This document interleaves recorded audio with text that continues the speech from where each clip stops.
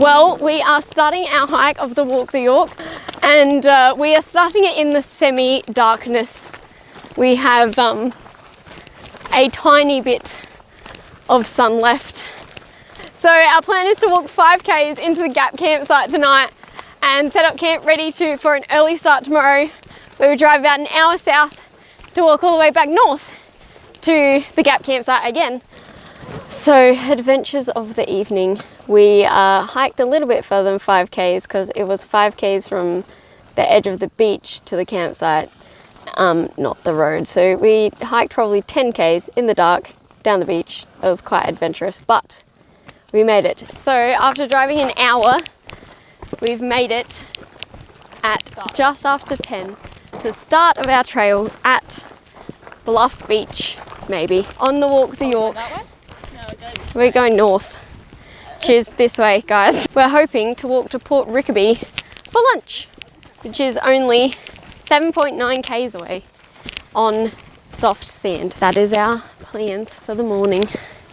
In the distance, you could see Goldilocks running back for the map that fell out her pocket. You think we would have learnt by now to not trust Goldilocks with the map. I think we're gonna give it to a new person. If we get back alive, this will be amazing. This is Bluff Beach, probably where we were supposed to start hiking. After hiking through a sand dune and we now have picturesque views. But the best bit about Bluff Beach is shelter and flushing toilets.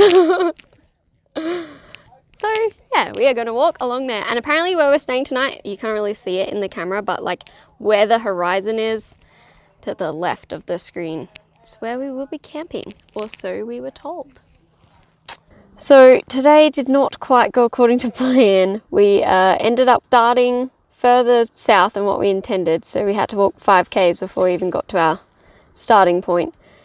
And then we almost made it to Port Rickaby before it was just way too hot to continue. So we had a break, make it into Port Rickaby, I don't know, 3-ish, and we spent the afternoon there, dinner there.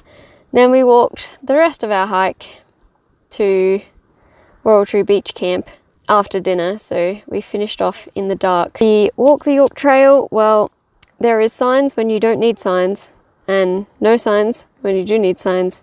So Google Maps has been our main mode of trail navigation for the day. Good night.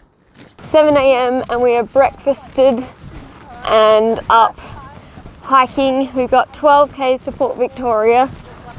My goal for today is to not arrive into our camp in the dark. So hopefully, if all goes according to plan, we can have dinner at a shelter near Chinaman Wells. Walk the last couple of Ks in the light after dinner to where we're going to camp. So this is how you wait out the hot part of the day, even though it's actually not that hot today. So we've been resting here for probably over an hour. We got here at 10 something, I don't really know. And we just had a break, set up the tents to dry. Typical single walled tents with the condensation, all wet this morning. I'm gonna walk into Main, Port Victoria for lunch. So have a few blisters, hence the soaking feet. Yeah, it's a nice view though. Can't complain about the view.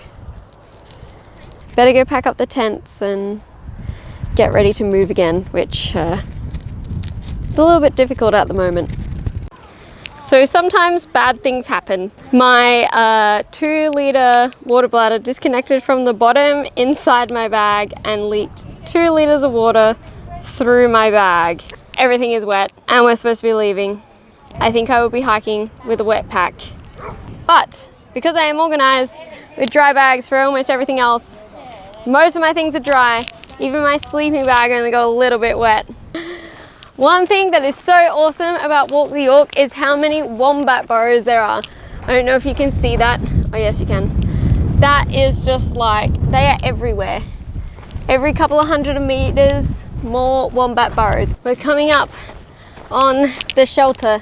So on the Walk the York, there's a whole bunch of these shelters. I think they're supposed to be day use, or some are definitely only day use. So we're coming up here for dinner, but all the ones we have seen are exactly like this. So they've got the shed, rainwater tank, which we've managed to get water out of, even though it's like the end of summer, and some tables and chairs. So Point Pierce shelter is a bit of a disappointment. There is no water. So dinner is a muesli bar. So I have 2.5 litres of water left, which is heaps, but we're not going to get to town tomorrow, probably until 10 a.m. So I'm just saving my water. Look, it's light. Oh, there's another. Sort of. Good morning, everybody. It is 7 a.m. and we are packed up and ready to go to Balgowan, hopefully early this morning, so we can top up on water and then keep going. There's a shelter there which we'll probably have lunch at. All right, we are sitting like on some grass in front of toilet block. There's a little cafe here at Balgowan and they have been so nice. They're filling up all our water for us. They also sell coffee! I haven't had coffee yet this morning. My stove ran out yesterday at lunch. I think because I wasn't being very careful about like making sure it was shielded from the wind. I have no stove anymore. Luckily Hannah still has fuel left. Getting water so we can eat lunch, and we're walking about a K up to the shelter for lunch. This here with the cliffs and the sand is the best view of the whole trail. So it's just north of Balgowan. We are about 10 minutes away from the gap, which is the most exciting thing ever.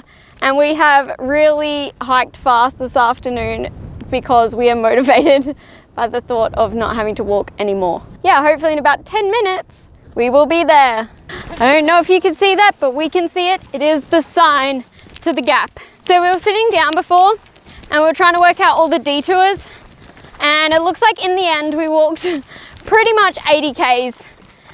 Which is pretty impressive. It's also 13 more Ks than we were intending. We are arriving woohoo, at the gap after a long journey. 3 days to walk what takes in the car 1 hour. I don't even know. I think I need a moment to process it. The Walk the York section that we did was great for the warmer weather. I hope you enjoyed this video and keep on liking hiking, and if you want more great content like this, please consider subscribing.